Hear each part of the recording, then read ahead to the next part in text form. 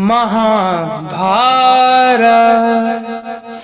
ये कथा है उस युद्ध की जहां हर एक शत्रु क्रुद्ध था पाप ही सर्वत्र सब में, बस धर्म ही एक शुद्ध था, धर्म ही एक शुद्ध था।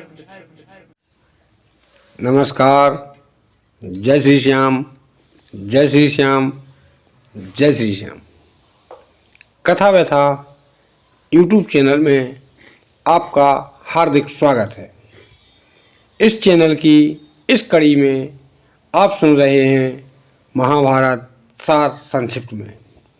पिछली कड़ी में आपने सुना कैसे पांडव को अज्ञातवास हुआ, कैसे पांडव अज्ञातवास में गए, कैसे पांडवों को बटलोई मिली, कैसे दुर्वासा ने परीक्षा ली और कैसे दुर्वासा की परीक्षा से पांडव बचे। ये पूरी जानकारी के लिए आप पिछला वीडियो देख सकते हैं। आज आप इस कड़ी में आप सुनेंगे भगवान कृष्ण पांडवों से मुलाकात, भगवान कृष्ण के द्वारा लोमस ऋषि को बुलाया जाना, कौन थे लोमस ऋषि, कितनी उनकी उम्र थी, जानने के लिए सुनिए पूरी कथा। जय श्री श्याम, जय श्री श्याम, जय श्री श्याम।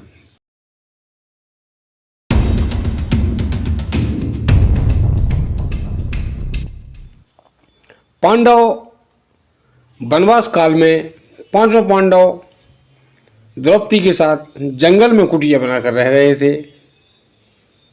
दुर्वासा ऋषि आए कृष्ण के सहयोग से। बटलोई में कुछ नहीं था, लेकिन भगवान की कृपा से आधा चावल बचा और उसमें भगवान ने खाया। सारे संसार की भूख मिट गई, दुर्वासा ऋषि और चेलों की भूख मिट गई। वह आशीर्वाद देकर वहाँ से चले गए, लेकिन इन सारे गुप्त रहस्यों का दुर्योधन के पास, दुर्योधन के यहाँ से आया एक गुप्तचर इन सारे रहस्यों को देख रहा था। उसने जाकर दुर्योधन को बताया कि हे महाराज दुर्योधन, ऐसा ऐसा हुआ है। इसके बाद दुर्योधन वहाँ से निकला। वहाँ से निकलने के बाद दुर्वासा ऋषि के पास पहुँचा। दुर्वासा ऋषि को प्रणाम किया। प्रणाम करने के बाद दुर्वासा ऋषि ने कहा कि कहिए दुर्योधन, कैसे आना हुआ। तब वह बोला, गुरुदेव मैं आपसे एक बात कहना चाहता हूँ, क्षमा करें, यदि आपकी आदेश हो तो मैं आपसे कुछ बात कहूँ। इस पर दुर्वासा ऋषि कहते हैं, हाँ कहो क्या बात है। तब कहते हैं कि हे गुरुदेव, आपके साथ छल हुआ है और वह छल भगवान कृष्ण ने किया है। उस ग्वाले ने किया है जिसे पांडव मधुसूदन बनाते फिरते हैं। इस पर ये गुरुदेव कहते हैं उन्होंने कोई छल नहीं किया। तब मामा शकुनी कहते हैं कि हे गुरुदेव, आप तो त्रिकालदर्शी हैं, यदि आपको विश्वास नहीं होता है तब आप नेत्र बंद कर देख सकते हैं। यदि मैं या मेरी कही हुई कोई भी बात गलत होती है तब आप मुझे जो श्राप देना चाहें मैं आपकी श्राप देने के लिए तैयार हूँ। उसी क्षण तत्क्षण दुर्वासा ऋषि पद्मासन में बैठते हैं और अपने दोनों नेत्र बंद करके वहाँ का पूरा वृत्तांत देखते हैं। पूरा वृत्तांत समझने के बाद दुर्वासा ऋषि वहाँ से उठते हैं।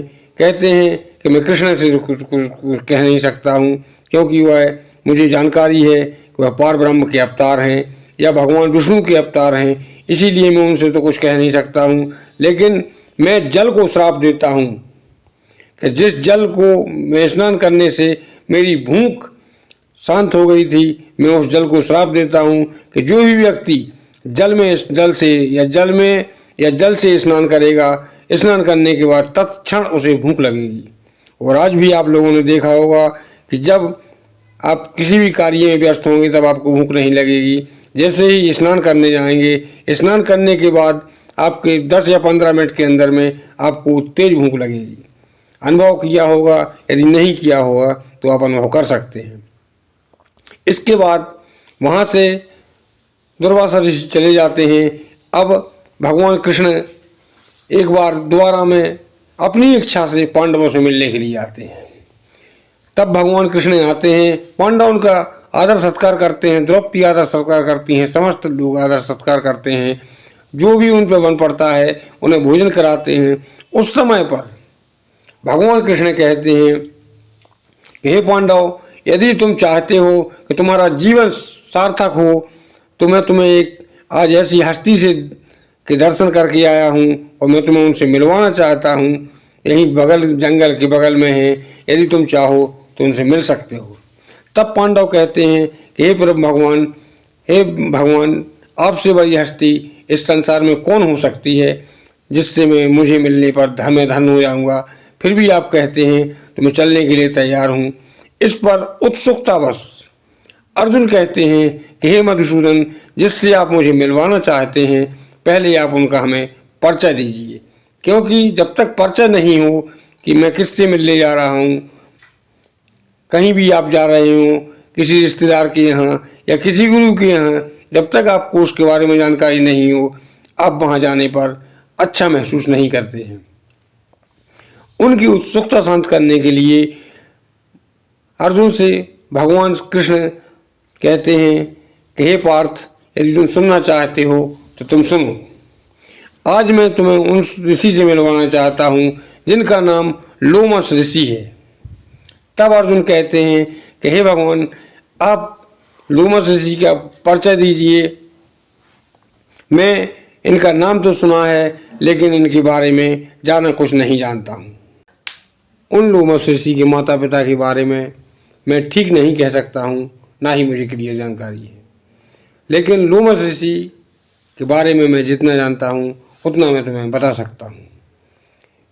इनके शरीर पर अधिक रोम होने के कारण इनका नाम लोमस पड़ा, क्योंकि अधिक रोम से लोम कहा जाता है रोम के लिए, इसीलिए इनका नाम लोमस पड़ा। जब यह ऋषि काफी तपस्या में रत रहे तब भगवान ने इन्हें कल्पांतर का वरदान दिया था कि तुम्हारी मृत्यु कई कल्पों में होगी। एक बार की बात कि लोमस ऋषि की आयु कितनी है इस बारे में थोड़ी सी चर्चा मैं अर्जुन तुमसे कर सकता हूँ जितना मुझे जानकारी है।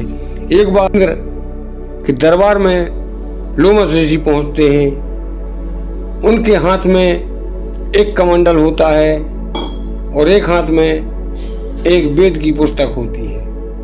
जब इंद्र के दरबार में लोमस ऋषि लंगोटी लगाए हुए पहुंचते हैं तब इंद्र उन्हें देखकर कहते हैं आइए गुरुवर पधारिए, और इंद्र उन्हें बैठने को कहते हैं। इसके बाद इंद्र विश्वकर्मा से कहते हैं कि हे विश्वकर्मा, मैं तुम्हें आदेश देता हूँ कि ऋषि के लिए रहने के लिए एक अच्छा सा महल बना दिया जाए, ऋषि कहाँ भटकते फिरेंगे। तब लोमस ऋषि कहते हैं हे इंद्र, छोटी सी जिंदगी है और मुझे बस महल की क्या आवश्यकता है। इस पर दोबारा में विश्वकर्मा से कहा जाता है, कहते हैं इंद्र। इस पर भी लोमस ऋषि वही जवाब देते हैं। इसके बाद तीसरी बार इंद्र कहते हैं कि नहीं ऋषिवर, आप मेरी अनुरोध को ठुकरा नहीं सकते हैं। विश्वकर्मा जाओ और इनके लिए अच्छा सा एक महल बनाओ जिसमें सारी सुख सुविधाएं हों। इस पर लोमस ऋषि कहते हैं हे इंद्र, मुझे क्या ज़रूरत है, मैं छोटी सी जिंदगी है, 4 दिन की जिंदगी है, 2 दिन निकल चुके हैं, 2 दिन और आराम से निकल जाएंगे। इस पर इंद्र उत्सुकतावश पूछते हैं कि हे गुरुदेव, हे विप्रवर, आप जब छोटी जिंदगी कह रहे हैं तब क्या आप जानते हैं कि आपकी उम्र कितनी है और कितनी जिंदगी है।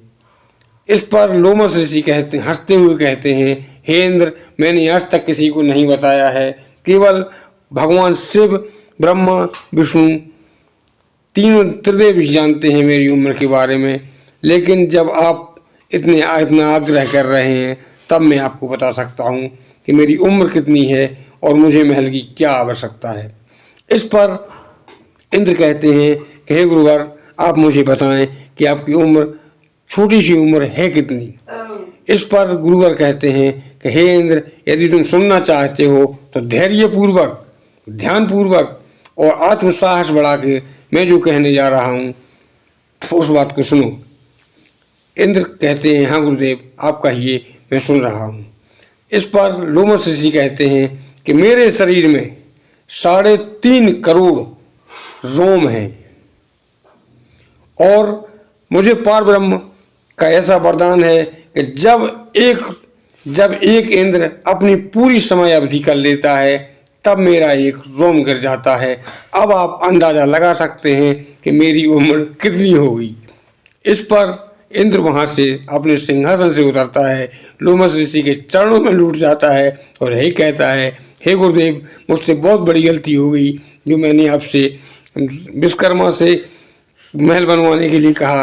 आप मुझे क्षमा करें। मैं जानता नहीं था कि आपकी उम्र इतनी है। मैं तो क्या 3.5 करोड़ इंद्र जब आपको महल नहीं बनवा पाएंगे, इसमें एक मेरे महल बनवाने से होगा ही क्या। इस पर लोमस ऋषि हंसते हैं, इंद्र को आशीर्वाद देते हैं, सदैव खुशी रहो, और वहां से चले जाते हैं। इतनी उम्र बताने के बाद भगवान कृष्ण, हे अर्जुन, उन लोमस ऋषि की उम्र उन्होंने जैसा कि बताया कि 3.5 करोड़ मनमांतर है। 3.5 करोड़ इंद्र जब बन जाएंगे तब मेरी उम्र पूर्ण होगी। एक इंद्र की समय अवधि 1 मनमांतर होती है। 1 मनमांतर का मतलब होता है 71 बार चारों युगों का निकल जाना, तब 1 मनमांतर होता है।